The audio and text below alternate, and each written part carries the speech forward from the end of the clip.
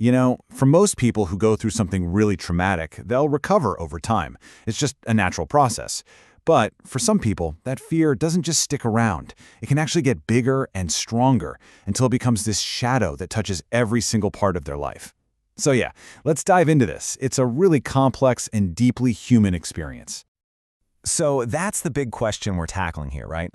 Why is it that for some people, the fear from a traumatic event actually gets worse instead of better? You'd think time would heal it, but sometimes it does the opposite. The answer is, well, it's pretty surprising, and it's absolutely crucial for understanding the path to healing. All right, so to get to the bottom of that, we first have to agree on what we're even talking about when we say trauma. What is this echo, and how exactly does it reverberate through a person's life? Now, the clinical definition here is super specific. According to the DSM-5, a traumatic event isn't just something that's really stressful or upsetting. We're talking about an experience that involves exposure to actual death or the threat of death, serious injury, or sexual violence. And this can happen to you directly, you could witness it happening to someone else, or even just learn that it happened to someone you're really close to. Okay, so this table really lays it all out. It shows you this chain reaction that happens after a trauma. It all starts with triggers, right? Little reminders, like maybe driving past a crash site. Those triggers then start to fuel these deep fear-based beliefs, like the world is just a dangerous place. And then those beliefs drive what are called safety behaviors, things like avoiding certain places or just constantly being on high alert. This is how trauma literally starts to reshape your world. And that right there, that leads us straight to the heart of the problem. It's what we call the trap of avoidance. Let's take a closer look at how this really dangerous pattern gets its hooks in. Just listen to this for a second. This is from a young woman who witnessed a fatal car accident. It's like a horror movie. When your own mind feels like a horror movie that you can't turn off, it makes total sense that you do anything at all to escape it. But this is where things get really tricky. It's a total paradox. The very things people do to try and get a handle on their fear, to avoid the triggers, to push down the memories, those are often the exact things that keep the fear alive and actually make it stronger in the long run. And what this does is it kicks off this vicious cycle. Here's how it works. You run into a reminder of the trauma.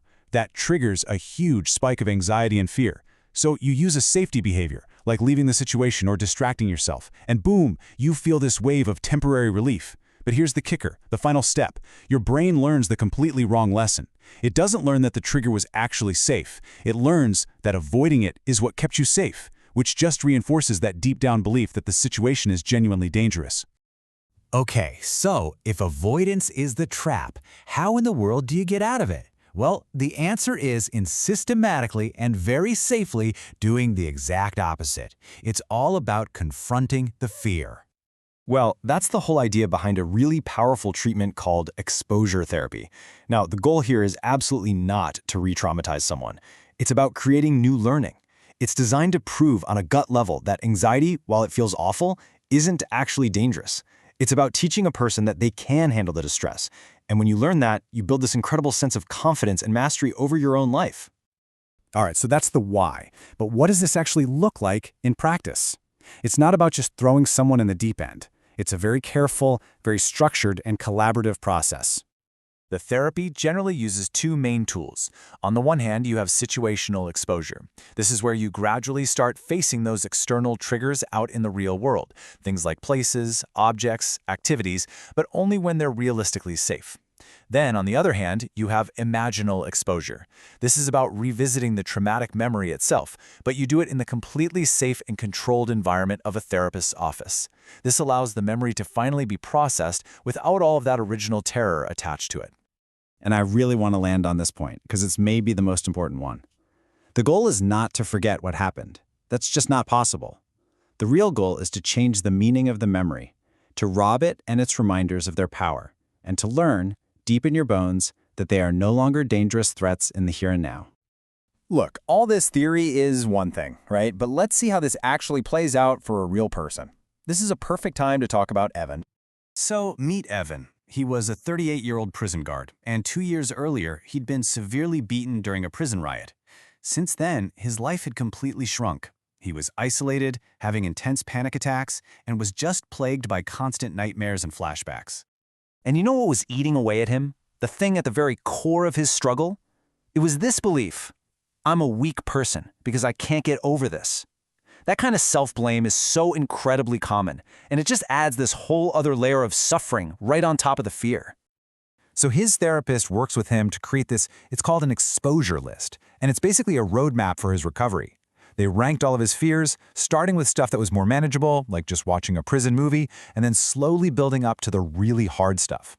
Those numbers on the right, that's his distress rating, from 0 to 100 for each one. And just look at that number, 90. A 90 out of 100. That was his fear level for simply approaching the prison where he was almost killed. That's the mountain he was facing.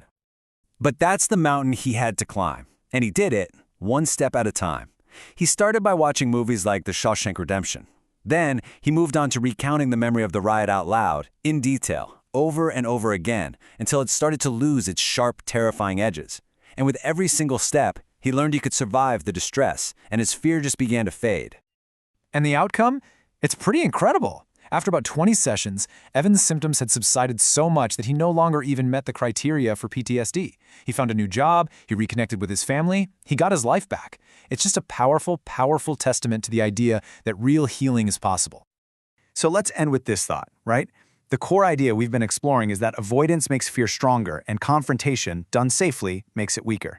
Now, this is obviously true for major trauma, but it's also true on a much, much smaller scale in all of our lives, for all of us. Which kind of makes you wonder, doesn't it? What are we teaching our own fears every single day?